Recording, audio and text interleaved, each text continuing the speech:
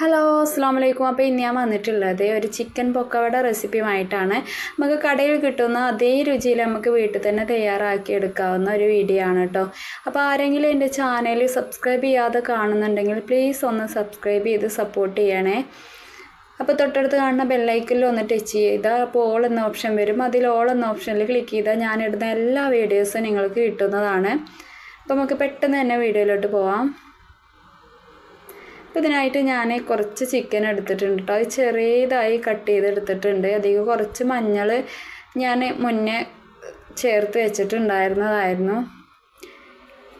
ചെറുതായി കട്ട് ചെയ്തിട്ട് ഒരു പാത്രത്തേക്ക് വെച്ച് കൊടുത്തിട്ടുണ്ട് കേട്ടോ. ഇതിക്ക് ഞാനൊരു 2 കപ്പ് മൈദപ്പൊടിയാണ് ചേർത്ത് കൊടുക്കുന്നത്.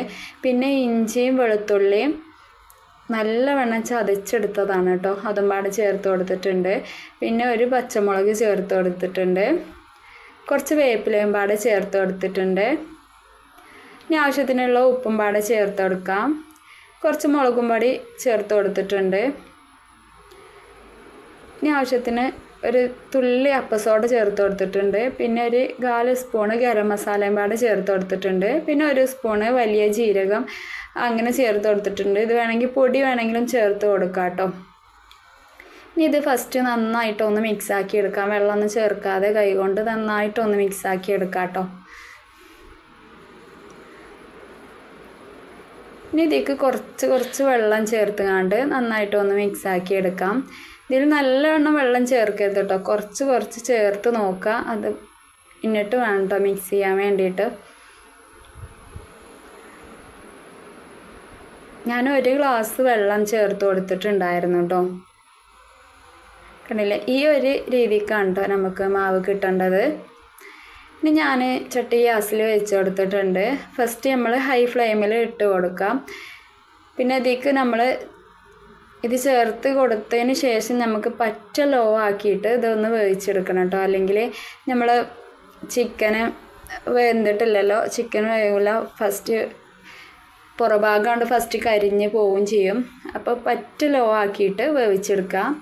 ഞാനൊരു സ്പൂൺ വെച്ചിട്ടാണ് കേട്ടോ ഇത് ഇട്ട് കൊടുക്കുന്നത്. കൈ കൊണ്ട് വേണമെങ്കിൽ ഇട്ട് കൊടുക്കാം.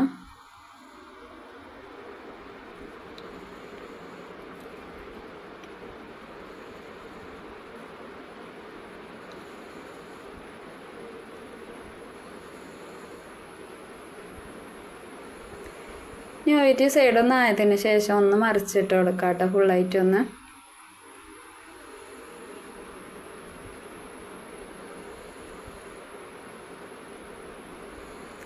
ഞാൻ ഇതിൽ കടലമാവ് ഒന്നും ചേർത്ത് കൊടുത്തിട്ടില്ല. വെറും മൈദ മാവ് കൊണ്ട് മാത്രമാണ് കേട്ടോ ഞാനിത് ഉണ്ടാക്കിയെടുത്തിട്ടുണ്ടായിരുന്നു. നല്ല രുചി ഉണ്ടായിരുന്നു കേട്ടോ. ഇനിയിപ്പോൾ ഇത് നല്ലോണം 2 സൈഡും ആയി വന്നിട്ടുണ്ട്.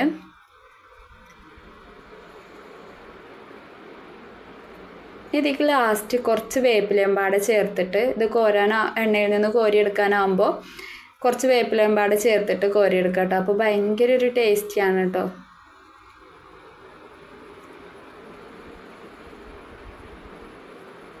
ഇപ്പോൾ നമ്മൾ പൊക്കവട റെഡിയായി വന്നിട്ടുണ്ട്. ഇത്ര പണിയുള്ളൂ കേട്ടോ ഇത് ഉണ്ടാക്കിയെടുക്കാൻ വേണ്ടിയിട്ട്. നമുക്ക് അടുത്തത് ഇതുപോലെ ചേർത്ത് കൊടുക്കാം.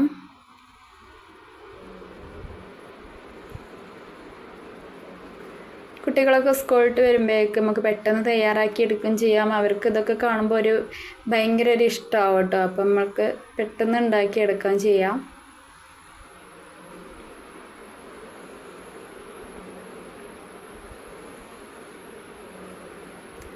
പിന്നെ ഇതുപോലെ എല്ലാതും ചുട്ടെടുക്കാം.